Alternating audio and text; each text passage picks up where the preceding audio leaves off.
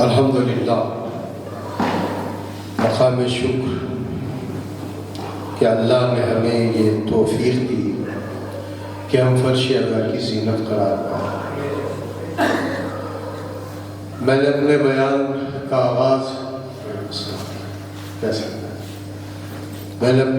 آغاز اسی جملے سے کیا ہے۔ کیا کہا ہے میں نے؟ الحمدللہ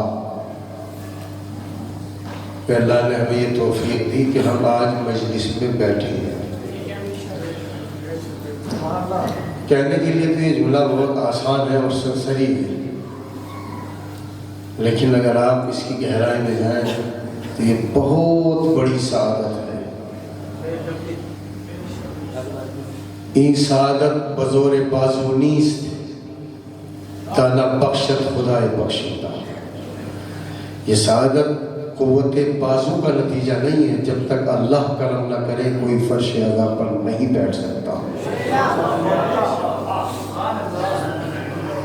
وجہ یہ ہے کہ آپ جب نماز پڑھتے ہیں تو کس نے بلایا ہوتا ہے؟ اللہ نے۔ آپ جب روزہ رکھتے ہیں تو کس نے بلایا ہوتا ہے؟ اللہ نے۔ آپ جب حج کے لیے جاتے ہیں تو کس نے بلایا ہوتا ہے؟ یہ تو سامنے کی بات ہے، اللہ کے گھر جا رہے ہیں آپ، اللہ نے بلایا ہوتا ہے۔ میں جملہ آپ کی خدمت میں نظر کر رہا ہوں، جملے میں طاقت ہو تو مان لیجیے گا۔ نماز پڑھتے ہیں اللہ نے بلایا، اعمال کرتے ہیں اللہ نے بلایا، سجدے میں ہے اللہ نے بلایا، قنوت پڑھ رہے ہیں اللہ نے بلایا۔ فرش اعلیٰ پر وہی آتا ہے جسے زہرا بلاتی ہے۔ تو اس لیے میں نے کہا آپ کے سامنے الحمدللہ۔ مولانا بیٹھے ہیں، ان سے پوچھے گا، پوری مجلس میں اگر کوئی بات آپ کو سمجھ میں نہ آئے تو میرے سے پوچھ لیجیے گا، اور دیر لگ جائے سمجھنے میں تو قبلہ بیٹھے ہیں، ان سے پوچھیے گا۔ اور میں آپ کو دو چار چیزیں بتانا چاہتا ہوں، اور وہی مجلس ہے جو میں آپ کو بتاؤں گا، جہاں سوچنے پہ مجبور ہو جائے کہ واقعی مولانا نے صحیح پڑھا ہے۔ یہ بہت بڑی بات ہے۔ آج کے اس دور پرفتن میں، آج کے اس دور پر جہالت میں، اگر آپ فرش اعلیٰ سے صرف یہ لے کے اٹھ جائیں کہ مولانا نے صحیح پڑھا ہے اور ہم نے غلط کیا ہے، اگر اس کے اوپر عمل نہیں کیا ہے، تو اسی کا نام مجلس امام حسین علیہ السلام۔ مثال کے طور پہ میں زیادہ چیخوں، میں زیادہ چلاؤں، کچھ بات اپنی طرف سے کہوں۔ اب مجمع ماشاءاللہ سے میرٹھ کا ہے، میں مظفر نگر کا رہنے والا ہوں، کوئی زیادہ دوری نہیں ہے، لیکن ہم لوگ سمجھتے ہیں کہ کس جگہ کس بات کو اہمیت دی جانی چاہیے۔ اور ایک چیز اور بتا دوں میں آپ کو، ایسا نہیں ہے اور ایسا ہونا بھی نہیں چاہیے کہ میں مثال کے طور پر میرٹھ میں مجلس پڑھنے کے لیے جا رہا ہوں۔ میں نے کہا میری مجلس یہی ہے جو میں آپ کو بتا رہا ہوں۔ تو میں نے پوچھا کہ وہاں میرٹھ کے لوگ کیا سننا پسند کرتے ہیں؟ ہوتا ہے ایسا نہیں ہونا چاہیے۔ وہ سناؤ جو اللہ کو پسند ہو، وہ بتاؤ جو زہرا کو پسند ہو، وہ بتاؤ جو اہل بیت علیہ السلام کو پسند ہو۔ اس لیے کہ یہ جو مجمع سامنے بیٹھا ہے، ان کی خوشی اور ناخوشی کا کوئی بہت زیادہ نہیں ہے، بلکہ وہ خوش ہو جائے کہ اگر زہرا خوش ہو جائے تو اللہ بھی خوش ہو جاتا ہے، محمد مصطفیٰ بھی خوش ہو جاتا ہے۔ صلوات بھیجے محمد علیہ۔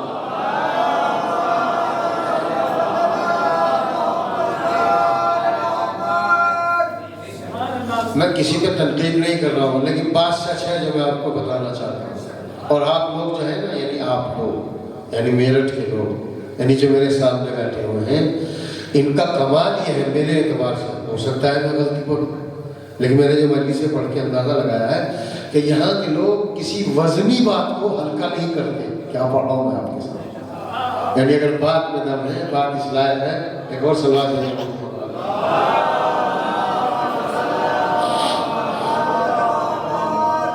یعنی بات پائیدار ہونی چاہیے، بات سنجیدہ ہونی چاہیے، بات قرآن کے خلاف نہ ہو، بات مجتہدین کے خلاف نہ ہو۔ سمجھ رہے ہیں میں کیا پڑھ رہا ہوں؟ بات ایسی نہ ہو جو شریعت کے خلاف ہو، ہمارے اصول کے خلاف ہو۔ اچھا، یہ مرض بھی ہوا ہے لوگوں کو کہ ہم کچھ ایسا پڑھیں کہ لوگ یہ کہیں کہ واہ سبحان اللہ کتنی بہتر مجلس پڑھی ہے، ہم نے تو آج تک سنا ہی نہیں تھا۔ کیا پڑھا ہوگا آپ نے؟ تو اس کا مطلب اگر مجمع نے نہیں سنا، آپ وہ پڑھیں گے کہ جو مجمع نے نہ سنا ہو۔ تو یہ بیماری یہیں سے پیدا ہوتی ہے، جب انسان یہ سوچتا ہے کہ کہ کیسے بھی ہو ہمیں مجلس چلانی ہے. اور یہ بھی عجیب و غریب باتیں ہیں کہ فلاں مجلس پڑھنا ہے کہ چلی نہیں، فلاں کی مجلس بہت چلی. مجلسوں کی دو قسمیں ہو گئی ہیں، کوئی مجلس چلتی ہے اور کوئی نہیں چلتی ہے. یعنی مولانا چلائے گی مجلس تو چلے گی، ذاکر چلائے گا تو چلے گی، ایسا نہیں ہے. بلکہ مجلسوں نے ہمیں چلنا سکھایا ہے، مجلسوں نے ہماری قوم کو چلنا سکھایا ہے. فرش ادا پہ کیسے بیٹھا جائے مجلسوں نے بتایا، رکوع میں کتنا جھکا جائے مجلسوں نے بتایا، قرآن کیسے پڑھا جائے مجلسوں نے بتایا، اللہ سے راز و نیاز کیسے کیا جائے یہ مجلسوں نے بتایا، حسین کی بارگاہ میں سر نیاز کو کیسے کم کیا جائے. تب جملہ سن لیجیے اذان گرامی، جو مجلسوں کو چلاتے ہیں وہ اور ہوتے ہیں اور جنہیں مجلسیں چلاتی ہیں وہ اور ہوا کرتے ہیں. بتائیے، سوچنے سمجھنے کی بات ہے. آپ جو ادب کے ساتھ بیٹھے ہیں، کتنی تمیز سے بیٹھے ہیں آپ. یہ کیا آپ اسکول میں جا کے آپ کو پتہ لگا ہے؟ دیکھیں ایک بات، بہت بڑی بات کہنا چاہ رہا ہوں میں. اور میں دیکھیے ایک بات کو کہہ دوں، اگر آپ کو بار خاطر نہ ہو، برا نہ لگے، اور جو بات میں جملہ کہنا چاہ رہا ہوں نا، اگر کوئی سمجھ نہ پائے تو مولانا صاحب سے دریافت کیجیے گا کہ میں کیا کہہ رہا ہوں. دیکھیے، محنت کر کے، مطالعہ کر کے یہاں آنا چاہیے. یا آپ سمجھے نہیں یا میں سمجھا نہیں. یعنی ایسا نہ ہو کہ دوسروں کا مال چوری کر کے سپلائی کرنے کی عادت بن رہی ہے. قرآن پڑھیے، اقوال اہل بیت پڑھیے، نہج البلاغہ پڑھیے، قرآن مجید کی تفسیر پڑھیے. کیا نہیں ہے ہمارے پاس؟ الحمدللہ الحمدللہ. وہی جو جملہ میں نے پہلے کہا تھا کہ الحمدللہ، خدا کا شکر ہے کہ ہم مجلس میں بیٹھے، اسی جملے کو دہرانا چاہتا ہوں. الحمدللہ ہم ان رہبروں کے ماننے والے ہیں، ہم ان اماموں کے ماننے والے ہیں کہ جن کا امام الگ ہوتے ہیں اور دنیا کے بنائے جانے والے امام ہوتے ہیں. ہمارا پہلا امام علی ہے اور آخری امام پردہ غیبت میں ہے. دنیا کے اماموں میں اور ہمارے اماموں میں اتنا بڑا فرق ہے کہ دنیا کے بنائے ہوئے جتنے بھی امام ہیں، آپ کسی کا نام نماز میں لیں گے تو تمہاری نماز بھی باطل ہو جائے گی، تمہیں نماز بھی دوبارہ پڑھنی پڑے گی. مگر اللہ نے ابو طالب کے گھرانے کے امام ایسے ہیں، پہلا امام اس کا نام نماز میں لو، دوسرا امام اس کا نام نماز میں لو، تیسرا امام اس کا نام نماز میں لو. دنیا کے بنائے ہوئے اماموں کا نام نماز میں لو گے تو نماز بھی باطل ہو جائے گی، عبادت بھی باطل ہو جائے گی. یہ ابو طالب کے بیٹے ایسے امام ہیں کہ نماز میں بھی 4 لگا دیا کرتے ہیں. صلوات بھیجو محمد.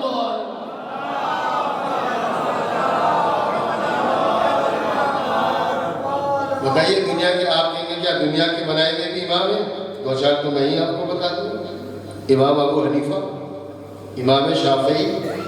میں کوئی ایسی بات نہیں کہہ رہا ہوں جو سنجیدگی کے خلاف ہو، میں ان کی برائی نہیں کر رہا ہوں. آپ امام شافعی کے ماننے والوں سے پوچھیں، آپ امام مالک کے ماننے والوں سے پوچھیں، آپ امام احمد ابن حنبل کے ماننے والوں سے پوچھیں. ہے دنیا کے کسی مسلمان میں طاقت کہ نماز کے کسی حصے میں، میں کیا پڑھ رہا ہوں آپ کے ساتھ، نماز کے کسی حصے میں آپ کسی امام کا نام لے لیں، امام شافعی کا نام لے لیں، اللہ اکبر. یہ کمال صرف ہم لوگوں کو حاصل ہے. علی کا نام لے سکتے ہیں، حسن کا نام لے سکتے ہیں، حسین کا نام لے سکتے ہیں. اور لینے کی وجہ یہ ہے عزیزان گرامی کہ جب ہم حضرت محمد مصطفیٰ صلی اللہ علیہ وآلہ وسلم، ہم جب ان کا نام لیتے ہیں تو جو ان کا پہلا محمد ہے، ان کا دوسرا بھی محمد ہے، ان کے کل محمد ہے. یہ شرف ہمارے علاوہ کسی کو حاصل نہیں. اور مجھے پتہ نہیں کہ جیسے میں نے سورہ فاتحہ پڑھوایا، یہ آپ کو اچھا لگا یا اچھا نہیں لگا. بات اچھے اور کم اچھے لگنے کی نہیں ہے. بات کیا ہے میں آپ کو بتا دوں. ہم مجلس میں اتنا حاصل کر لیں کہ ہمارے من میں یہ ہو کہ مولانا نے صحیح پڑھا ہے، ہم لوگ غلط کرتے تھے، نہیں ایسا ہی ہونا چاہیے، اور آپ اس کے اوپر عمل کر لیں. بس پتہ نہیں میں صحیح پڑھا ہوں. اگر یہ کیا ہے تو ہم مجلس میں ہیں، اگر یہ ہو رہا ہے تو ہم مجلس پڑھ رہے ہیں. میں نے آپ سے کہا کہ میں سورہ فاتحہ پڑھواتا ہوں، میں بھی ساتھ میں پڑھوں گا، تو مجھے لگتا ہے کہ آپ کو سب کو اچھا لگا ہوگا. اور اگر اچھا لگا ہے تو میں آپ کو 2-4 چیزیں بتا دیتا ہوں. آپ میری تعریف مت کیجیے گا، خدا کی قسم میں صحیح بتا رہا ہوں، سچے من سے کہہ رہا ہوں. آپ تعریف نہ کیجیے گا، واہ نہ کیجیے گا، چلے گا، لیکن کوئی ایک بات، کوئی ایک جملہ خالی لے کے اٹھنا نہیں ہے. پر لے کے تو آپ ہمیشہ اٹھتے ہیں، اس کو اپنی زندگی میں جاری کیجیے گا تو ہماری بھی آخرت سمجھ جائے گی اور آپ کی بھی آخرت سمجھ جائے گی. کون سا ایسا جملہ ہے جو پوری مجلس میں آپ کو اچھا نہیں لگتا ہے؟ سارے مجلس میں آپ کو جملے اچھے لگتے ہیں. میں نے کتنے جملے کے آپ کو بتائیے، ان میں سے کون سا اچھا نہیں لگا؟ میں نے مولانا علی کا نام لیا، کیا آپ کو اچھا نہیں لگا؟ کیا پڑھاؤں گا؟ میں نے امام حسن کا نام لیا، کیا آپ کو اچھا نہیں لگا؟ میں نے امام حسین کا نام لیا، کیا آپ کو اچھا نہیں لگا؟ میں جملہ کہنا چاہتا ہوں عزیزان گرامی، کمال یہ نہیں ہے کہ ہمیں جملے کتنے اچھے لگتے ہیں. ہم نے علی کہا، اچھا آپ کو لگا، ارے آپ کو نہیں لگے گا تو کس کو لگے گا؟ جب ان کو بھی اچھا لگتا ہے علی کا نام، جو دنیا کے سب سے برے انسان تھے، کیا پڑھاؤں میں آپ کے سامنے، تو ہمارے میں ان میں اتنا تو فرق ہونا چاہیے. خالی علی کا نام اچھا لگنے سے کام نہیں چلے گا. علی جو کرتے جائے ہم اس کے اوپر عمل کرتے جائے. علی غریبوں کی مدد کرتے تھے تو ہم بھی کریں، علی بے سہاروں کی مدد کرتے تھے تو ہم بھی کریں. اور علی اگر ایسے مدد کرتے تھے کہ ایک ہاتھ سے دیا دوسرے ہاتھ کو خبر نہ ہوئی، تو ہمارے اندر بھی یہ صفت پیدا ہونی چاہیے کہ جب ہم کسی غریب کی بیٹی کی شادی میں کوئی پیسہ دے تو ہم یہ نہ کہیں اگر میں نہ ہوتا تو اس کی شادی نہ ہوتی. نہیں، ایسا سوچنا چاہیے اگر یہ غریب کی بیٹی نہ ہوتی تو ہم اللہ کی بارگاہ میں کھڑے ہونے کے لائق نہ ہوتے. توجہ فرما رہے ہیں ہم لوگ. میں نے یہی کہا، دیکھیے عربی کا ایک مقولہ ہے، مولانا اچھے سے سمجھتے ہیں کہ ہر ظرف سے وہی چھلکتا ہے جو اس کے پاس ہوتا ہے. اب میرے پاس جو ہے میں آپ کو وہی تو بتاؤں. مجھے یہ کیوں فکر پڑی ہے کہ آپ خوش ہو جائیں؟ مجھے اس چیز کی کیوں ضرورت ہے کہ کچھ ایسا پڑھ دوں کہ یہ مجمع اتنا خوش ہو جائے کہ دوبارہ بلا لیں؟ یہ کیوں نہ کہا جائے کہ ایک ہی مجلس میں ایسا پڑھ دیا جائے کہ مومنین کے دلوں میں بار بار یاد آنے کی توفیق نہ فرمائے. تو یہ جو میں نے آپ کے سامنے زور سے باواز بلند خود بھی پڑھی سورہ فاتحہ، یہ میں ہمیشہ کرتا ہوں. اس کے فوائد سے پڑھے لکھے لوگ ہیں اس لیے یہ بات پڑھ رہا ہوں. بتاؤ میں نے کیوں ایسا کیا اور کیوں کرتا ہوں؟ فرض کیجئے کہ اس مجمع میں 100-150 آدمی، آپ فرض کریں، اور میں نے کہا جیسے ہوتا ہے، میں کسی کو برا نہیں کہہ رہا ہوں، ہر انسان اپنے عمل کو اچھے سے سمجھتا ہے. عموماً کیا ہوتا ہے، ہمارے ذاکرین علماء ممبر پر آتے ہیں، 10ویں دیجے کی مجلس، 6ویں کی مجلس، یہی تو کہتے ہیں نا کہ خطبہ پڑھنے کے بعد کہ آپ سے گزارش کرتا ہوں ایک مرتبہ سورہ الحمد 3 مرتبہ سورہ توحید کی تلاوت فرما کر فلاح ابن فلاح کو ایصال. یہ تو ہوتا ہے. میں نے تھوڑا ہٹ کی، میں نے کہا کہ نہیں، میں خود پڑھوں گا. اور میں نے پڑھا. اس کا فائدہ کیا یہ بتا رہا ہوں. جیسے 100 آدمی 150 آدمی ہے نا، اس کا فائدہ یہ ہوتا ہے اگر سمجھ جائیے گا تو پھر اظہار فرما دیجیے گا. میں نے کہا کہ فلاح ابن فلاح کے لیے سورہ فاتحہ پڑھ دیجیے، تو ان 100 آدمیوں میں 2-3 تو ایسے ملیں گے آپ کو جن کو پڑھنا نہیں ہے. کیا پڑھ رہا ہوں میں؟ بھائی دیکھیے، بات اگر حقیقت ہو، حقیقت کے بیان کرنے کا نام مجلس امام حسین ہے. حقیقت پہ پردہ ڈالنے کا نام مجلس امام حسین نہیں ہے. میں نے کہا کہ فلاح ابن فلاح کے لیے سورہ فاتحہ پڑھ دیجیے، تو 2-4 آدمی ایسے ہیں کہ جن کو پڑھنا نہیں ہے. دیکھ لیجیے گا، چپ چاپ بیٹھے نہیں ایسے. تو یہ معلوم ہے میں نے زور زور سے کیوں پڑھا ہے. اب دیکھنا چاہوں گا کہ میں میرٹھ کے مجمع کے درمیان میں مجلس پڑھ رہا ہوں یا کہیں اور مجلس پڑھ رہا ہوں. میں زور سے اس لیے پڑھتا ہوں تاکہ جو قسم کھا کے بیٹھا ہے نا کہ ہمیں تو پڑھنا ہی نہیں ہے، تو ہم اس لیے زور سے پڑھتے اور پڑھواتے ہیں تاکہ جو پڑھنا نہیں چاہتا کم از کم سنے گا تو صحیح. اور ہمیں پتا ہے کہ جیسے قرآن کا پڑھنا ثواب ہے ویسے ہی قرآن کا سننا ثواب ہے.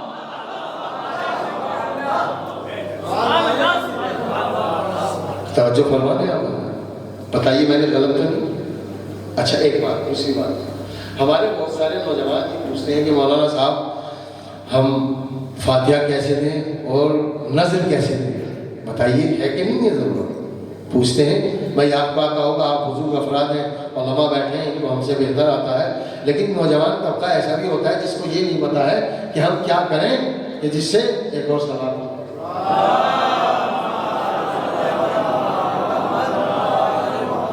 یہ نہیں پتہ لگتا ہے. صلوات بھیجے محمد علیہ محمد.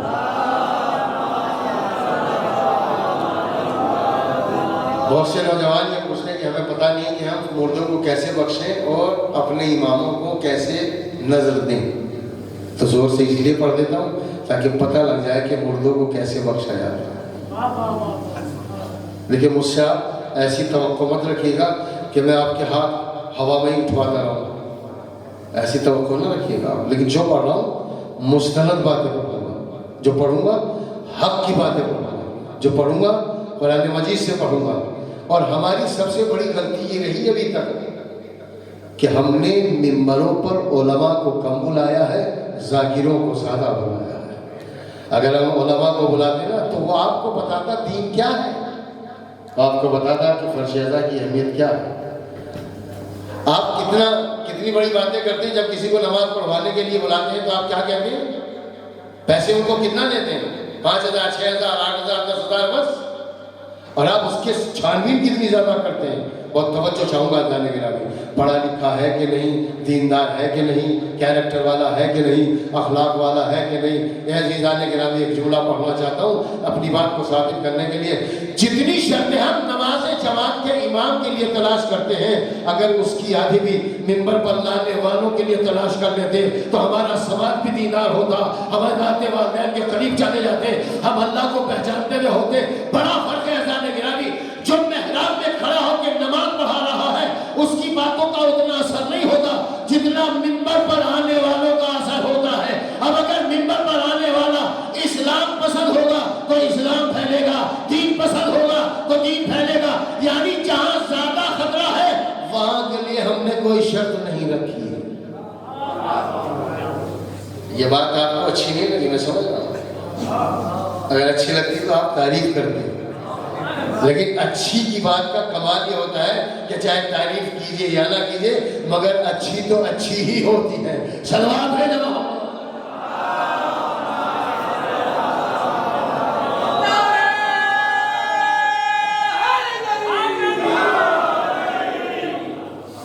اچھا ایک فائدہ کیا ہے، میں فائدہ ہی بتا رہا ہوں مولانا صاحب۔ آپ سے پہلے میں نے سورہ فاتحہ میں نے باوض بلند پڑھا، یعنی میں نے پڑھی اور لوگوں نے سنی اور لوگوں نے پڑھی۔ اچھا صحیح بتائیے گا، جس وقت کیا بات پڑھ رہا ہوں آپ کے ساتھ، جس وقت جس سمے میں سورہ فاتحہ پڑھوا رہا تھا اور کیا کہتا بسم اللہ الرحمن الرحیم الحمدللہ رب العالمین الرحمن الرحیم، صحیح بتائیے گا اس وقت آپ ایک کام کر رہے تھے کہ دو کام کر رہے تھے؟ کیسے پڑھوا تھا آپ کے ساتھ؟ کبھی زندگی میں یہ جملہ کہا نہیں ہے، اس فکر کو کہیں پر ظاہر نہیں کیا، اس لیے کہ اسی وقت اس ممبر کی دین ہے جو ذہن میں بات آئی تو پیش کر رہا ہوں۔ جس سمے میں پڑھوا رہا تھا آپ پڑھ بھی رہے تھے، آپ سن بھی رہے تھے۔ اللہ نے کمال مجلس امام حسین ایک ہی وقت میں آپ قرآن پڑھنے کا بھی ثواب لے رہے تھے اور قرآن سننے کا بھی ثواب لے رہے تھے۔ سچ ہے کمال۔ تیسری بات سنیے، تیسری بات یہ ہے اور بہت اہم بات ہے، ایک صلوات محمد فرمائیے۔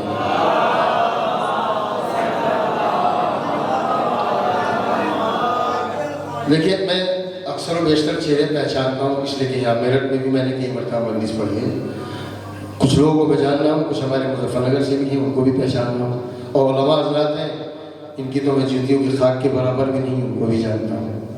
لیکن ایک بات سنو، آپ کیوں آئے ہیں؟ آپ اس لیے آئے ہیں کہ فلاں کی والدہ کا 40واں ہے، تو مین مقصد کیا ہوا؟ مین مقصد یہ ہوا کہ ان کو پرسے داری ہو جائے گی، مصاحب کربلا ہوں گے اور وہاں بقیہ ہو جائے گا، اور اس سے مین مقصد یہ ہے کہ ہم سورہ فاتحہ میں شریک ہو جائیں، یہی تو ہے نا مقصد۔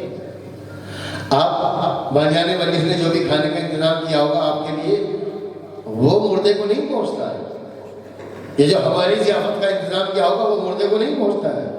میں بتاؤں مردے کو کیا پہنچتا ہے؟ الحمدللہ رب العالمین، اللہ کی حمد پہنچتی ہے، اس کا رب العالمین پہنچتا ہے، رحمان الرحیم ہونا پہنچتا ہے، مالک یوم الدین ہونا پہنچتا ہے، صراط مستقیم پر ہونا پہنچتا ہے، نعمتوں والوں کا ہمیں راستہ مل جائے یہ پہنچتا ہے، اللہ ایک ہے یہ پہنچتا ہے، اس کی کوئی اولاد نہیں ہے یہ پہنچتا ہے۔ میں ترجمہ کر لوں وہ سورہ فاتحہ کا، اللہ بے نظیر ہے یہ پہنچتا ہے، یہ تو اس کے علاوہ تو کچھ اور نہیں پہنچتا نا۔ اب جملہ سن لیجیے، وہ جملہ میں نے کیوں پڑھوائی اتنی باواز بلند، میں قرآن مجید کا سب سے طویل سورہ سورہ بقرہ، ہم پہلی محرم سے اور اگلے سال کی پہلی محرم تک نہ جانے کتنی مجلسیں سن لیتے ہیں، مگر میں 1-2-4 سوال اگر آپ سے کروں چھوٹے چھوٹے تو آپ اس کا جواب نہیں دے پائیں گے، اور جواب نہ دینا اس بات کی علامت ہے کہ ہم نے مجلس امام حسین کو خالی رسم بنا لیا ہے، خلوص کے ساتھ منعقد نہیں کرتے۔ قرآن مجید کا سب سے طویل سورہ، یہ تو اکثر لوگ جواب دیں گے، میں علماء سے معذرت کے ساتھ ان سے کوئی سوال نہیں کر رہا ہوں، اور میں سوال آپ سے اس لیے بھی نہیں کر رہا ہوں کہ آپ جواب نہیں دیں گے تو میں کہوں گا آپ کو پتہ نہیں ہے، آپ بھی سمجھ لیں گے آپ کو پتہ نہیں، مجھے بھی پتہ لگ جائے گا کہ آپ نہیں جانتے ہیں۔ قرآن مجید کا جو سب سے بڑا سورہ ہے جسے آپ سورہ بقرہ کہتے ہیں، جو آپ کو پتہ بھی ہے، اس کے آگے پیچھے بھی جانتے ہیں جس کے بارے میں نہیں جانتے ہیں۔ کچھ لوگ ہوں گے، 1-2 افراد ہوں گے جن سے پوچھوں کہ قرآن مجید کی اس سب سے بڑے سورے میں کتنی آیتیں ہیں تو آپ جواب نہیں دے پائیں۔ سوچنا نہیں چاہیے؟ دنیا کو وہ یونیورسٹی نہیں میسر ہے جو امام حسین نے ہمیں عطا کی۔ آپ کہیں گے کیسے؟ میں اس کا جواب دے رہا ہوں۔ آپ دنیا کی کسی بھی یونیورسٹی میں چلے جائیے، آکسفورڈ میں چلے جائیے، ہارورڈ یونیورسٹی میں چلے جائیے، بمبئی، دہلی، میرٹھ، کسی بھی یونیورسٹی میں چلے جائیے، سب کے قوانین الگ ہے۔ مثال دے رہا ہوں، یہاں 10ویں کلاس کا طالب علم بیٹھے گا، یہاں فلاں کلاس کا طالب علم بیٹھے گا، یہاں اگر انجینئرنگ پڑھائی جا رہی ہے تو یہاں سائنٹسٹ نہیں بیٹھے گا، سب کا موضوع الگ ہے، سب کا سبجیکٹ الگ ہے۔ جو اس کلاس کا طالب علم ہے وہ دوسرے میں نہیں بیٹھے گا، جو دوسرے کا طالب علم ہے وہ تیسرے میں نہیں بیٹھے گا۔ اللہ نے عظمت مدرسہ امام حسین کہ یہاں ہر سن و سال کا سب ایک جگہ بیٹھتے ہیں، مرد بھی نہیں بیٹھیں گے، خواتین بھی نہیں بیٹھیں گے، جو آپ کو سنایا جائے گا وہی عورتوں کو سنایا جائے گا، جو عورتوں کو سنایا جائے گا وہی مردوں کو سنایا جائے گا۔ حد تو یہ ہو گئی جو بڑوں کو سنایا جاتا ہے وہی چھوٹوں کو سنایا جاتا ہے، جو علماء کو سنایا جاتا ہے وہی جاہلوں کو سنایا جاتا ہے۔ اور کیوں نہ ہو ایسا، مجلسیں بھی تو ان کی ہے نا جن کا پہلا بھی محمد ہے، جن کا وسط بھی محمد ہے، جن کا آخر بھی محمد ہے۔ ہمیں اس کی حفاظت کرنی چاہیے، علماء سے قریب ہوگی۔ تو میں نے جو آپ کے سامنے حوالہ دیا ہے، میں بھی حوالہ دے کے یہ شرف حاصل کروں۔ قرآن مجید کا سب سے طویل سورہ، 286 آیتوں والا سورہ، مدنی سورہ، 40 رکوع والا سورہ۔ اس کی میں نے کون سی آیتیں پڑھی؟ 155، 156، 157۔ دیکھیے وقت کے درمیان میں مجھے مجلس کو ختم کرنا ہے، آپ یہ مت سوچیے گا کہ میں اب آیتوں کے بارے میں بتا رہا ہوں تو مولانا آپ شروع کریں۔ میں نے کہا میں ایک مجلس میں پڑھ چکا ہوں۔ 155ویں آیت کا ترجمہ سن لیجیے، جلدی پڑھ رہا ہوں۔ بسم اللہ الرحمن الرحیم۔ علماء سے معذرت کے ساتھ اگر کچھ خامی ہوگی تو مجھے بتا دیں۔ وَبَشِّرِ الصَّابِرِينَ، حوالہ میں نے مکمل نہیں دیا، اب میں آپ کے سامنے ترجمہ کروں۔ میرے نبی بشارت دے دیجیے آپ کس کو؟ صبر کرنے والوں۔ میں بشارت کا ترجمہ کر دوں، آپ لوگوں کے لیے نہیں، جو بچے ہیں ان کے لیے کر رہا ہوں۔ بشارت کا مطلب ہوتا ہے خوشخبری دینا۔ مولانا صحیح کہہ رہا ہوں؟ بشارت کا مطلب ہے خوشخبری دینا۔ میرے نبی آپ بشارت دے دیجیے، خوشخبری دے دیجیے، مبارکباد کہہ دیجیے، مبارکباد کہہ دیجیے۔ کس سے کہہ رہا ہے؟ نبی سے۔ کس کے لیے کہہ رہا ہے؟ صبر کرنے والوں سے۔ صبر کرنے والوں کو مبارکباد دے دیجیے۔ بہت ہارڈ، بڑا سخت جملہ کہہ رہا ہوں، علماء کی موجودگی میں کہہ رہا ہوں، یہ میرا اپنا مطالعہ ہے، اس لیے کہہ رہا ہوں آپ کے ساتھ۔ پورے قرآن مجید میں آپ مجھے ایک ورڈنگ ایسی دکھا دیجئے جس میں اللہ نے یہ کہا ہو کہ نماز پڑھنے والوں کو مبارکباد دے دیجئے، روزہ رکھنے والوں کو مبارکباد دے دیجئے، حج کرنے والوں کو مبارکباد دے دیجئے۔ وہ تو بتائیے، اللہ کہہ رہا ہے صبر کرنے والوں کو بشارت دے دیجئے۔ اپنی سماعت کو تھوڑا سا بلندی پر لے جائیے گا تو سمجھ میں آ جائے گا۔ اللہ نہیں کہتا، دیکھیے میں نماز پڑھنے والوں کی عظمتوں کو کم نہیں کر رہا ہوں، مگر جو قرآن کے حقائق ہیں وہ آپ کے سامنے رکھنا چاہتا ہوں۔ اللہ نہیں کہتا وَبَشِّرِ الْمُصَلِّينَ وَبَشِّرِ الصَّائِمِينَ وَبَشِّرِ الْحَاجِّينَ، نہیں کہتا، بلکہ کہتا ہے صبر کرنے والوں کو بشارت دے دو۔ ایک مرتبہ آپ دہرا دیجیے، اس کا ریزن بتا دوں۔ اللہ کہہ رہا ہے صبر کرنے والوں کو بشارت دے دیجیے، نماز پڑھنے والوں کے لیے نہیں کہتا۔ نماز پڑھنے والوں کے مقام بہت بلند ہے۔ جس کا نماز سے تعلق نہیں، اس کے آزاداری سے تعلق نہیں، جس کا نماز سے تعلق نہیں، اسے فرش ادا پر بیٹھنے کا نہیں، جس کا نماز سے تعلق نہیں، اس سے اللہ کا رشتہ نہیں، اس کا حسین سے رشتہ نہیں، اس کا زہرا سے رشتہ نہیں، یہ تمام باتیں ایک طرف ہیں، لیکن اللہ نے نے یہ نہیں کہا کہ نماز پڑھنے والوں کو بشارت دے دیجیے. کیوں؟ کہا صبر کرنے والوں کو بشارت دے دیجیے. اب میں جملہ پڑھ رہا ہوں آپ کے سامنے. اللہ جانتا ہے، اللہ سمجھتا ہے کہ ایک فیصلہ کن جنگ ہوگی جس کا نام کربلا ہوگا. وہاں نماز پڑھنے والوں کی کثرت تو بہت ہوگی، رکوع کرنے والوں کی کثرت تو بہت ہوگی، سجدے میں جانے والوں کی کثرت تو بہت ہوگی، مگر کمی ہوگی تو صبر کرنے والوں کی کمی ہوگی. اور ایک مخالف سامنے گروہ ہوگا جس میں اتنا زیادہ صبر ہوگا، اتنا زیادہ صبر ہوگا کہ صبر یوسف بھی قربان ہو جائے گا، صبر یعقوب بھی قربان ہو جائے گا. تو اللہ نے کہا مبارکباد والے وہ لفظ ہیں کہ جو نماز پڑھتے نہیں، مبارکباد کے لائق وہ ہیں کہ جو صبر پہ صبر کر لیتے ہیں اور دنیا کو اسلام بچا کے دے دیتے ہیں. اسی لیے اللہ نے کہا توجہ فرمائیے مبشری صاحب. اچھا نبی نے آپ صبر کرنے والے ہیں، آپ صبر کرنے والے ہیں، آپ صبر کرنے والے ہیں. نبی نے اللہ نے حکم دیا. ہم ہو سکتا ہے مسلمان کسی آیت پر عمل نہ کریں، لیکن نبی تو ہر آیت پر عمل کرے گا نا. تو نبی نے آپ کو بشارت دی. بہت توجہ کے ساتھ سنیے گا. نبی نے کہا کہ مبارک ہو اگر آپ صبر کرنے والے ہیں، اور کربلا والے اگر صبر کرنے والے نہیں ہوں گے تو کون ہوگا؟ یعنی اللہ کے نبی نے آپ کو کہا کہ مبارک ہو، مبارک ہو، مبارک ہو. ہمارے مبارکباد کہنے میں اور نبی کے مبارکباد کہنے میں بہت بڑا فرق ہے. سنا ہو آپ کو کیا فرق ہے؟ میں اگر مبارکباد کہوں آپ کو، ہو سکتا ہے وہ مبارک نہ ہو. کیا پڑھ رہا ہوں میں آپ کے ساتھ؟ میں اگر کہوں کہ مبارک ہو سکتا ہے مبارک نہ ہو سکتا ہے میری زبان کالی ہو سکتا ہے میرا دل کالا ہو. کیا پڑھ رہا ہوں میں آپ کے سامنے؟ ہو سکتا ہے میرے من میں کچھ اور ہو، مگر نبی جب کسی کو کہے گا کہ مبارک ہو، یہ وہ نبی ہے جو اس کا دل کہتا ہے وہی زبان کہتی ہے، جو زبان کہتی ہے وہی اللہ کا کلام کہتا ہے. تو نبی جسے کہیں کہ مبارک ہو، اس کی زندگی بھی مبارک ہو جائے گی، قبر میں جانا بھی مبارک ہو جائے گا، فرشتوں کا سامنا کرنا بھی مبارک ہو جائے گا، روز محشر سوال و جواب دینا بھی مبارک ہو جائے گا. اس لیے کہ نبی جس کو ایک مرتبہ مبارک کہہ دیں گے، جسے کہہ دیں گے کہ تیری زندگی مبارک ہے، تو وہ اس آیت کا اعلان ہو جائے گا کہ میری حیات بھی اللہ کے لیے ہے، میری موت بھی اللہ کے لیے ہے. صلوات بھیجے محمد علیہ.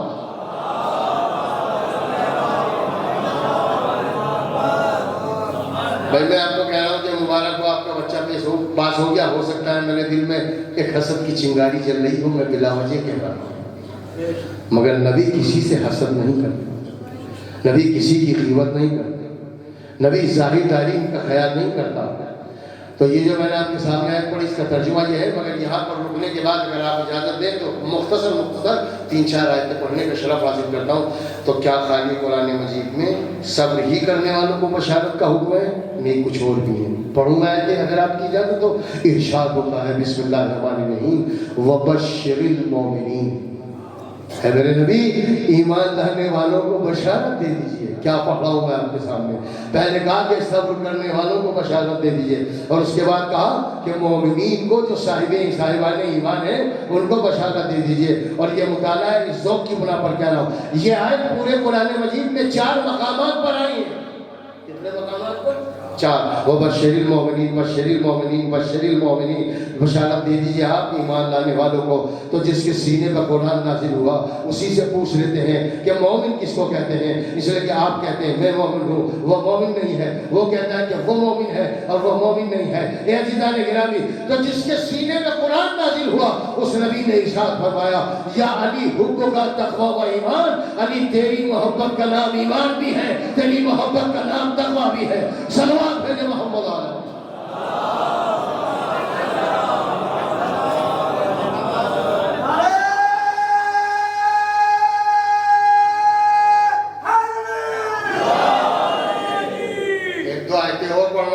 بات کسی حد تک مکمل ہو جائے. دیکھیں میں جو کچھ پڑھ رہا ہوں میں نے آپ نے اندازہ لگایا اپنی جانب سے کچھ نہیں پڑھا ہے. بسم اللہ الرحمن الرحیم وبشر المخبتین. علماء بیٹھے ہیں، یہ مجھ سے بہتر ترجمہ ہے. اے میرے نبی ہمارے سامنے، دیکھیں جملہ کہہ رہا ہوں، ہمارے سامنے گڑ گڑانے والوں کو بشارت دے. اللہ کہہ رہا ہے کہ جو لوگوں کے سامنے گڑ گڑاتے ہیں، اپنی غربت کا مرثیہ پڑھتے ہیں، ان کو نہیں. دیکھیں بہت کچھ پڑھ رہا ہوں میں، اگر آپ اس جملے کو سمجھیں. جو دوسروں کے سامنے اپنی غربت کا مرثیہ پڑھتے ہیں، اپنے حالات پر ماتم کرتے ہیں، ان کو نہیں، وبشر المخبتین، کہ جو ہمارے سامنے، اللہ کے سامنے، اللہ کی بارگاہ میں، اللہ کی عبادت میں گر گراتے ہیں، آپ ان کو بشارت دے دیجئے۔ اللہ بتانا چاہتا ہے کہ میری راہ میں گر گرانے والے وہی ہیں جو صاحبان ایمان ہیں، میری راہ میں گر گرانے والے وہی ہیں کہ جو صاحبان صبر ہیں۔ اللہ ایک ہی لفظ کہنا چاہتا ہے کہ جو علی کا چاہنے والا ہوگا وہ صابر بھی ہوگا، اللہ کے سامنے گر گرانے والا بھی ہوگا، اور اپنے دل میں صاحب ایمان ہونے کا تمغہ بھی لیا ہوگا۔ ایک آیت اور پڑھنا آیتیں تو بہت ہے۔ بسم اللہ الرحمن الرحیم وبشر المحسنین۔ آپ متوجہ ہیں میری طرف؟ میں آپ کو قرآن مجید کے حساب میں لے کے چل رہا ہوں۔ وبشر المحسنین، احسان کرنے والوں کو بشارت دے، نیکی کرنے والوں کو بشارت دے دیجیے۔ اب کون کون سی نیکی ہوتی ہے؟ کسی کی مدد کی، یہ بھی نیکی ہے۔ آپ مجلس میں آ گئے، یہ بھی نیکی ہے۔ اب ایک نیکی سنیے جس کی طرف میں اشارہ کرنا چاہتا ہوں۔ ایک نیکی یہ ہوتی ہے، یہ آج کی مجلس کا سب سے بڑا پیغام اور سب سے بڑا جملہ جو میں آپ کو سنا، یہ بھی ایک نیکی ہے کہ کسی نے آپ کو برا کہا اور آپ نے اس کو کچھ نہیں کہا۔ نہیں، آپ نہیں سمجھے، آپ ہلکے میں لیں۔ چلے گا، تعریف کم ہوگی، چلے گا، مگر مجھے یقین ہے جب آپ مجلس سے اٹھ کے جائیں گے تو آپ کہیں گے کہ واقعی مولانا نے صحیح بات پڑھی ہے، ہم اس کے اوپر عمل کریں گے۔ اگر یہ نہ ہو تو پھر مجلس میں ہی ایک سلوات بھیجیے اور بتا دیجیے کتنا ٹائم باقی ہے نماز کے۔ ایک اور سلوات بھیجیے گا۔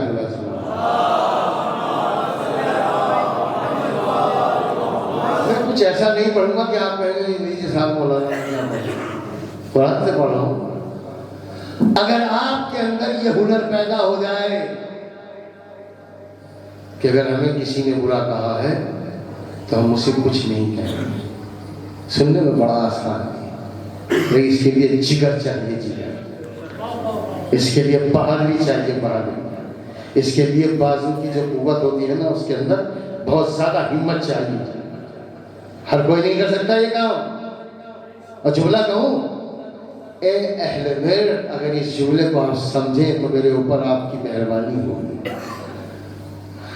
دوسروں کی شان میں گستاخی کر کے اس سے معافی مانگنا آسان ہے، اپنی شان میں گستاخی ہو جانے کے بعد سامنے والے کو معاف کر لینا بہت بڑا کام۔ دوسرے سے آسانی سے معافی مانگ سکتے ہیں، مگر اگر ہماری شان میں گستاخی ہوئی ہے اس کو معاف کرنا بہت بڑا، بہت مشکل کام۔ یہ اگر ہنر آ جائے تو ہم صبر کرنے والے بھی ہیں، اگر یہ ہنر آ جائے تو ہم اللہ کی راہ میں، اللہ کے سامنے گر گرانے والے بھی ہیں۔ میں موضوع سے نہیں ہٹ رہا ہوں، جانے گرامی کس کس کو بشارت دی گئی تھی، آتے ہیں نا، اسی آیتوں سے منطبق کر رہا ہوں۔ اگر کسی نے ہمیں برا کہا اور ہم خاموشی سے چلے آئے، ہم نے کہا اللہ کیا کہتے ہیں میرے امام زین العابدین علیہ السلام، ایک سوال بھیجے میرے امام کا نام آیا۔ تھوڑا سا اپنی سماعت کو بلندی پر لے جائیے تو میں جملہ پڑھاؤ۔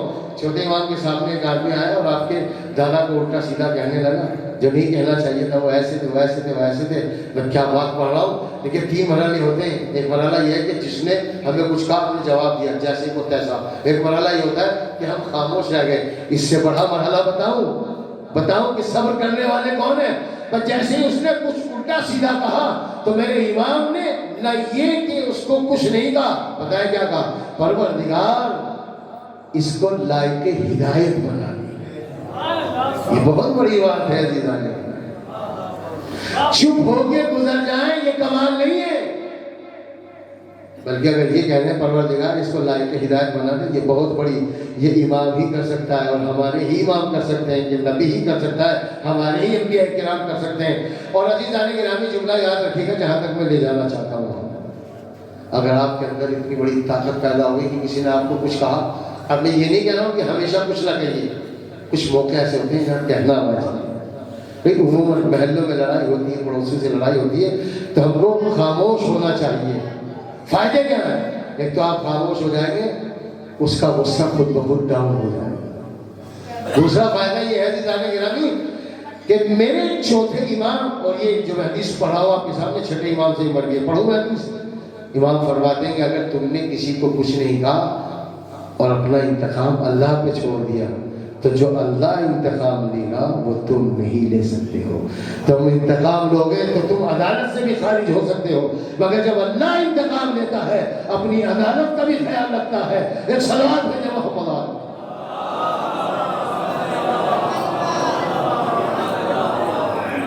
ایک واقعہ ہے، میں ایک لائن میں سنا رہا ہوں، گھبرائیے گا نہیں۔ میں کسی نہ کسی بزرگ عالم دین کا ذکر ضرور کرتا ہوں، اس لیے کہ جیسے جیسے اخباریت میں پیر پھیلا ہے نا، ویسے ہی ویسے اب اخباریت سمٹتی جا رہی ہے۔ الحمدللہ یہ ان علماء کا احسان ہے جو ممبر سے آ کر مجتہدین اور بڑے بڑے آیت اللہ، بڑے بڑے آیت اعظام کو پڑھا۔ امام خمینی رضوان اللہ تعالیٰ علیہ، کتنا بڑا نام ہے، سے بتائیے گا امام خمینی۔ اگر آپ دنیا میں کہیں پہچانے جا رہے ہیں تو یہ امام خمینی نے پہچانا ہے۔ آج ہم لوگ جو ایروپلین میں جہاز میں بیٹھ کے سفر کرتے ہیں اور یہ امامہ لگا رہتا ہے تو سب پہچان جاتے ہیں کہ یہ کس فرقے کے ہیں، یہ کس کا احسان ہے، صحیح بتائیے۔ امام خمینی، میں ان کا واقعہ پڑھ رہا ہوں جو امام خمینی کے بھی استاد ہیں۔ ان کا نام ہے آیت اللہ شاہ آبادی، علماء بیٹھے ہیں ادھر، بس سنیے گا، یہ کمال پیدا کر رہا ہو کہ ہم صبر سے کام لیں گے تاکہ بشارت مصطفیٰ کے حقدار ہو جائیں۔ آیت اللہ شاہ آبادی کا واقعہ مختصر کر کے پڑھ رہا ہوں، اس لیے کہ گھمانے وقت میں اتنی گنجائش نہیں ہے۔ وہ پرانے زمانے میں حمام ہوتے تھے جہاں پہ نہایا جاتا تھا، آج بھی ایران میں، آج بھی ہیں جو علماء ہیں یہ جا چکے ہیں، ان کو پتہ ہے کہ وہ مرد دھو کے بھی خاص طور سے نہانے کا انتظام باہر ہوتا تھا، پیسے دیتے تھے، جیسے آپ چائے پینے جاتے ہیں ایسے نہانے کے لیے دیجیے، پیسے دیجیے اور نہا کے نکل آئیں۔ لفظوں کو چھوڑ رہا ہوں میں آپ کے ساتھ، آپ فرض کیجیے جیسے ایسے حمام بنے ہوئے ہیں، ادھر کے ادھر سے ادھر سے ادھر سے، ایک سے لے کے 10 تک کمرے بنے ہوئے ہیں نہانے کے لیے۔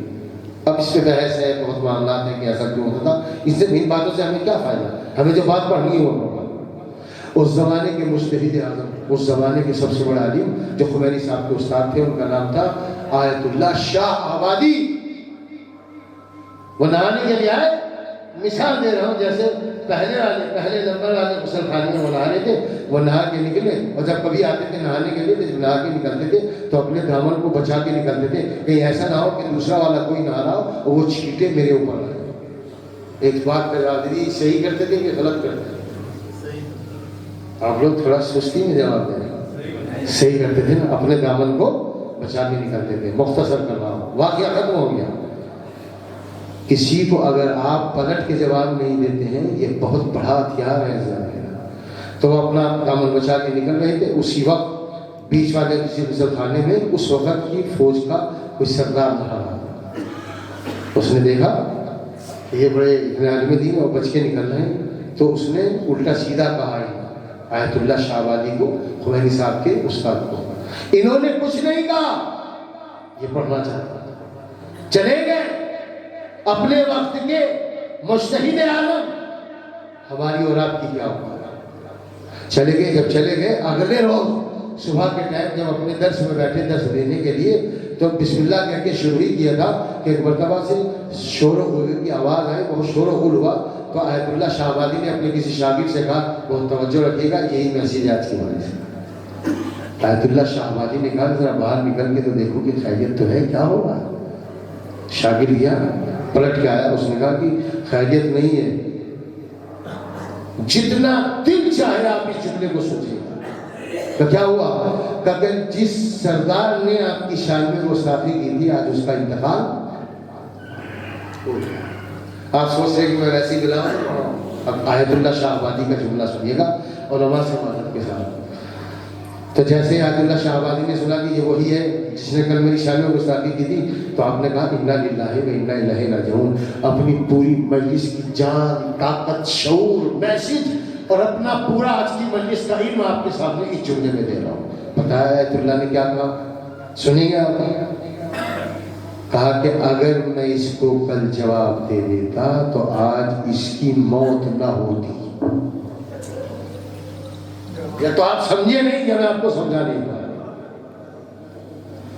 آیت اللہ اپنے امام سے بات کرنے والا، اپنے امام کو دیکھنے والا، ملکوت کی دنیا میں رہنے والا، اللہ کی مشیت کا ہر وقت خیال رکھنے والا، اتنا بڑا انسان، اتنا بڑا مجتہد کہہ رہا ہے اگر میں نے پلٹ کے اس کو جواب دے دیا ہوتا تو اس کی موت نہ ہوتی۔ آیت اللہ بتانا چاہتے ہیں اگر کسی نے تمہیں برا بھلا کہا ہے اور تم اگر خاموشی سے گزر گئے ہو نا تو اللہ اس سے بڑا انتقام لے ہوئے جتنا بڑا انتقام تم لے سکتے ہو۔ تو ہمیں سوچنا چاہیے کہ ہمیں کیا بات پیش کرنی ہے اور ہمیں صبر کے ساتھ کیسے رہنا ہے۔ عزیزان گرامی، میں اپنے لفظوں کو سمیٹنا چاہتا ہوں، آیت کی ترجمے کے ساتھ میں اپنے بیان کو ختم کرنا چاہتا ہوں۔ میں نے پہلی آیت پڑھی، اس کا ترجمہ تھا، ارشاد ہوتا ہے کہ بشری صابرین، اے نبی بشارت دے دیجیے آپ صبر کرنے والوں کو۔ یہ کون ہے صبر کرنے والے؟ الذین اذا اصابتهم مصیبہ قالوا انا للہ و انا الیہ راجعون۔ یہ وہ لوگ ہیں کہ جن کے یہاں کوئی حادثہ ہو جاتا ہے، ماں کا انتقال ہو گیا، جوان بیٹے کا انتقال ہو گیا، ہو سکتا ہے یہاں پر کوئی ایسا بیٹھا ہو کہ جس کے سامنے اس کا جوان بیٹا چلا گیا اور اس نے اپنے جوان بیٹے کا جنازہ اٹھایا ہو۔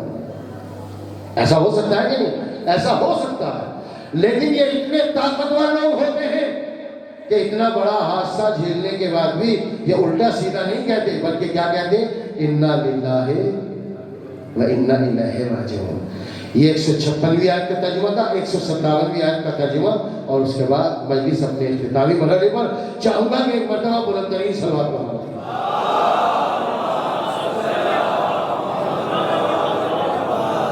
آیت نمبر 157، سورہ نمبر 2 یعنی سورہ بقرہ۔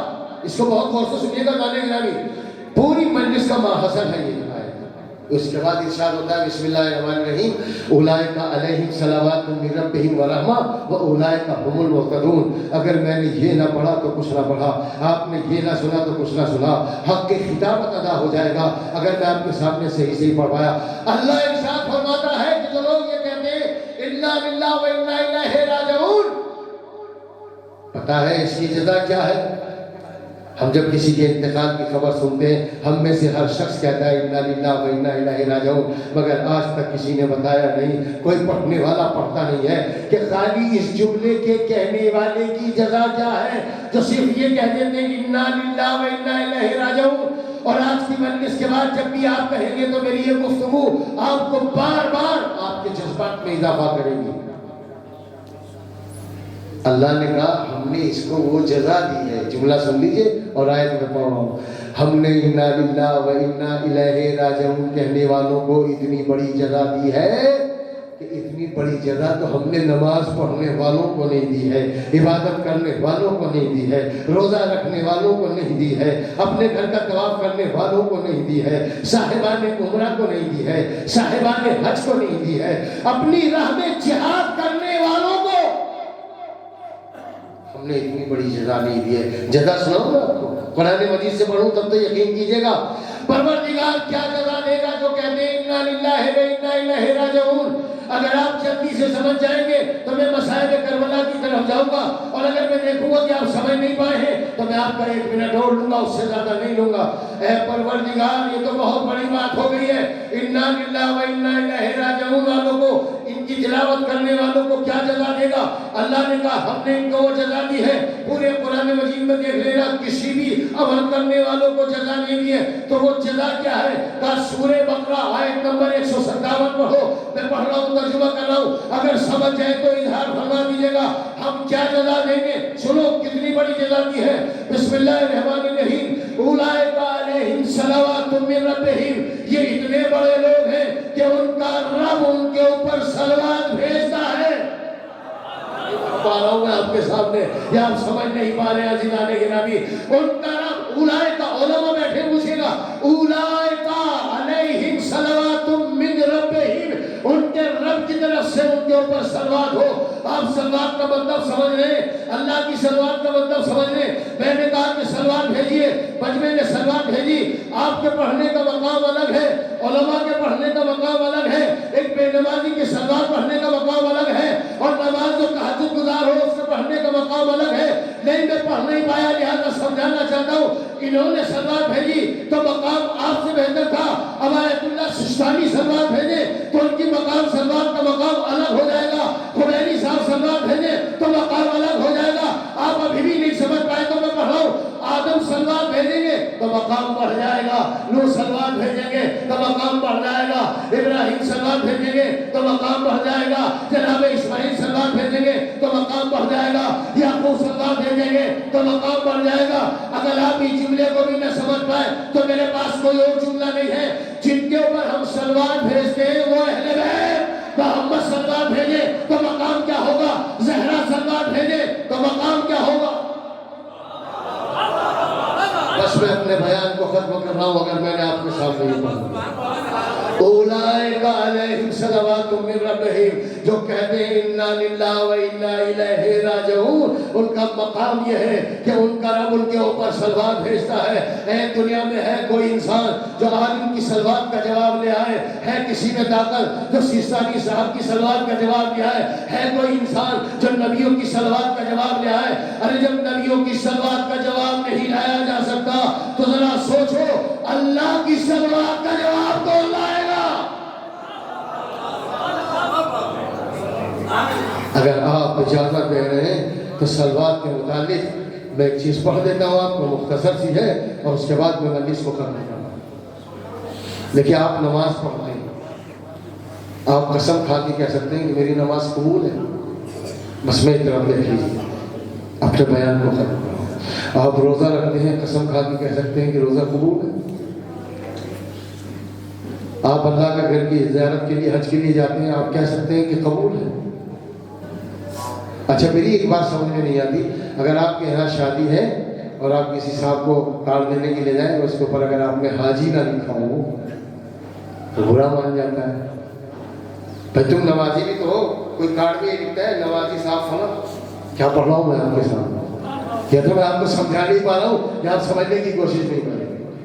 بھائی حج بھی تو اللہ کی عبادت ہے، نماز بھی تو اللہ کی عبادت ہے، روزہ بھی ہے۔ آپ نے کبھی کسی کارڈ پہ لکھا ہے مثال کے طور پر میرا نام محمد علی اور آپ نے کارڈ پہ لکھا ہو روزے دار محمد علی صاحب، نمازی محمد علی صاحب، کیا پڑھا ہوا ہے آپ کے سامنے؟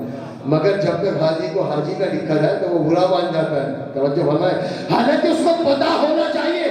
اور یہ برے ماننے والے وہی افراد ہیں جن کے بارے میں اکثر ایک جملہ کہتا ہوں، یہ جملہ سن لیجیے، حج وہ نہیں ہے کہ جو آپ اللہ کے گھر پہ جا رہے ہیں کرنے کے لیے، حج وہ نہیں ہے کہ جو آپ طواف خانہ کعبہ کرنے کے لیے جا رہے ہیں۔ اللہ نے ارشاد فرمایا متعدد حدیث قدسیہ میں ہے یہ، دیکھیے اللہ کے گھر پہ جانے والا حج جبھی حج کہلائے گا جب آپ اپنے وطن میں کسی کا گھر اجاڑ کے نہ جا رہے ہو۔ اگر آپ نے کسی کا گھر اجاڑ کے اللہ کے گھر کو آباد کیا ہے تو آپ یہاں پر بھی لعنتی ہیں، قیامت میں بھی لعنتی ہیں۔ ایسے ہی لوگ ہوتے ہیں کہ اگر ان کے نام کے آگے حاجی نہ لکھا جائے تو وہ بگڑ جاتے ہیں۔ تو میں آپ سے یہ کہہ رہا تھا کہ حج کیا ہے آپ نے، پتہ نہیں قبول ہے کہ نہیں، روزہ رکھا ہے پتہ نہیں قبول ہے کہ نہیں، نماز پڑھتے ہیں پتہ نہیں قبول ہے کہ نہیں، بہت باریک سی بات ہے، چھوٹی سی بات ہے۔ لیکن دنیا میں ایک عبادت ایسی ہے، ہماری کتابوں میں ایک عبادت ایسی ہے کہ وہ قبول ہی ہونا ہے، رد تو ہونے کا سوال ہی نہیں ہے، اور اس کا نام ہے صلوات۔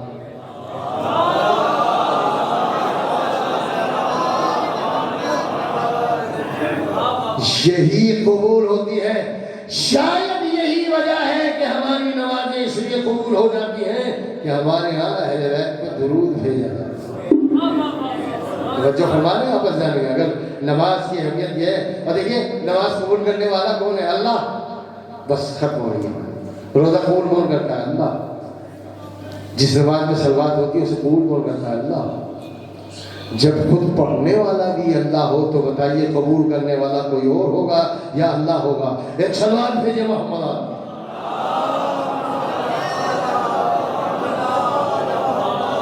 بس عزیزان گرامی، اپنے لفظوں کو میں نے سمجھ لیا ہے۔ صبر کرنے کی طاقت، معاف کرنے کی طاقت۔ کیسے معاف کروں؟ جیسے حسین نے خود کو معاف کیا۔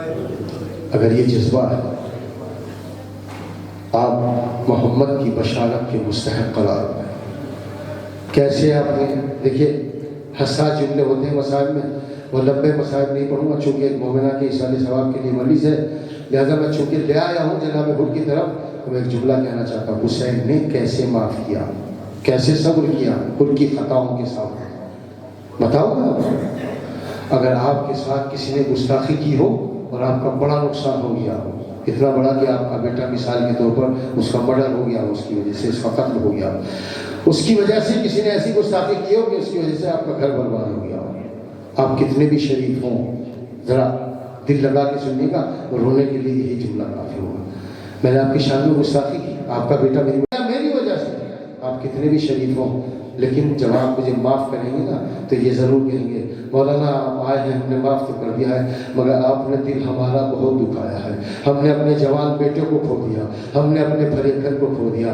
اللہ جانے حسین کتنا بڑا صابر تھا، جب حور آیا ہے نا تو پچھلی خطائیں نہیں گنوائیں بلکہ گلے لگا کے کہا حور تو اس دنیا میں بھی آزاد ہے اور تو اس دنیا میں بھی آزاد۔ جزاکم اللہ خیر الجزا۔ اللہ آپ کو کوئی غم نہ دے سوائے غم اہل بیت علیہ السلام کے۔ میں بتاؤں کہ حور کو کیسے معاف کیا؟ دنیا حسین جیسا کلیجہ نہیں لا سکتی ہے۔ سنیے میری طرف دیکھ لیجئے تو آپ سمجھ جائیے گا کہ حسین نے کیسے معاف کیا۔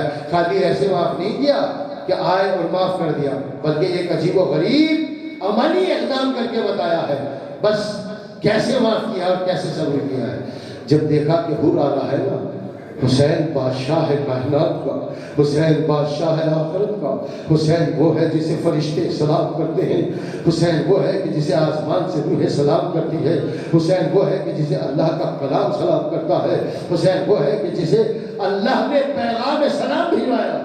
مگر جب حور چلا ہے نا اپنے خیمے کی جانب سے اور حسین کی طرف آ گیا ہے تو میرا حسین خود آگے گیا اور آگے بڑھنے کے بعد حور کا استقبال کیا۔ میں بہت سارے مسائل کو چھوڑ رہا ہوں، خالی آپ کو ایک احساس دلانا چاہتا ہوں۔ جیسے ہی حسین خیمے میں لے کر آئے تو ظاہر سی بات ہے دور سے آ رہا ہے، دوسری جگہ سے آ رہا ہے تو خیمہ خالی کرایا ہوگا نا۔ اگر آپ کا دل نہ پسیجتا ہو تو یہ جملہ سن لیجئے گا، رونے کے لیے دل تڑپ جائے گا آپ کے۔ حسین خیمے میں لانے سے پہلے بچوں کو ایک خیمے میں جمع کیا، ہائے میرا حسین، اور معلوم ہے کیا کہا؟ بچوں مجھے پتا ہے تم کیسے ہو، بچوں میں نے تمہارے سونے ہونٹ دیکھ لیے ہیں، اے میرے بچوں مجھے پتا ہے تمہاری جان نکلی جا رہی ہے، مگر دیکھو حور کے سامنے کبھی پیاس کا ذکر نہ کرنا، اس لیے کہ اگر تم نے حور کے سامنے کیا تو حور کو شرمندگی ہو جائے گی۔ یہ کتنا بڑا جذبات کا مالک ہو مگر کوئی ایسا جملہ نہیں کہہ سکتا ہے۔ ہاں ایک ماں کے اصال ثواب کے لیے مجلس ہے نا تو آخر میں ایک جملہ ایک ماں کے لیے کہوں گا جو کربلا کی ماں ہے اور اس کا نام ہے جناب زینب صلوات اللہ علیہا۔ وہیں تک میں مسائل کو لانا چاہتا ہوں۔ ہاں عزیزان گرامی، حسین نے کہا ہم نے تمہیں معاف کر دیا، ہم نے تمہیں بخش دیا۔ وہ ایک مرتبہ جیسے ہی حسین نے کہا ہم نے تمہیں معاف کر دیا تو حور زیادہ رونے لگا۔ پہلے کم رو رہا تھا مگر حسین نے جیسے ہی کہا کہ ہم نے معاف کر دیا اب زیادہ رونے لگا۔ ارے میرا حسین کتنا غریب نواز ہے، کتنا قریب پرور ہے، کتنی خطاؤں کو معاف کرنے والا ہے۔ ایک مرتبہ جیسے ہی دیکھا کہ حور زیادہ رو رہا ہے، اٹھایا اور اٹھانے کے بعد دل سے لگایا، گلے سے لگایا، کہا حور اب تم زیادہ کیوں رو رہے ہو؟ ارے جنہیں معاف کر دیا جاتا ہے وہ تو خوش ہوتے ہیں۔ جملہ سن لیجئے، اگر آپ کے اندر اتنی طاقت ہو کہ مسائل سننے کے بعد نہ رو سکتے ہو تو مت روئیے گا۔ حور کہتا ہے آقا جب میں نے لجام فرض پہ ہاتھ ڈالا تھا تو مجھے ایک بیوی کے رونے کی آواز آ رہی تھی، اے آقا اس بیوی سے فرما دیجئے کہ مجھے معاف کر دے۔ حسین نے کہا زینب حور آیا ہے میرا مہمان بن کر۔ ایک مرتبہ جناب زینب نے کہا اے اولا محمد جاؤ اور اپنے ماموں کو میرا سلام کہنا۔ جزاک اللہ خیر الجزا۔ پر دو جملوں سے زیادہ نہیں پڑتا عزیزان گرامی۔ یہ حور کو کس کو مہمان کس کو ماموں کہلا رہی ہے؟ حسین کو نہیں کہہ رہی ہے۔ ارے مقتل کے الفاظ ہیں، ارے حور کو حور نہ کہنا بلکہ وہ میرا بھائی ہے، اس لیے کہ میرے بھائی کی حفاظت کے لیے آیا ہے۔ آخری جملہ پڑھنا اور مجلس تمام ہو رہی ہے۔ ارے دو چھوٹے چھوٹے بچے اولا محمد کی شکل میں ارے حور نے آتے ہوئے دیکھے اور دیکھا ان کے سروں پر چھوٹے چھوٹے امامے ہیں۔ ارے دونوں بچوں نے کہا حور مامو سلام علیکم، اور ہماری ماں نے آپ کو سلام کہلایا ہے۔ ارے یہ سننا تھا۔ حور نے اپنا امامہ پھینکا اور پھینکنے کے بعد زمین پر لیٹ گیا اور اٹھنے کے بعد روضہ رسول کی طرف رک کر کے کہتا ہے یا رسول اللہ مجھے معاف فرما دیجئے۔ ارے شہزادیوں پر یہ وقت آ گیا کہ ہم جیسے غلاموں کو سلام کہلاتی ہے۔ ہائے زینب آپ نے ہمارا آنا قبول کیا ہے۔ جناب اللہ اللہ رضا بقضائه و تسلیم الہی بحق زہرا و ابیہا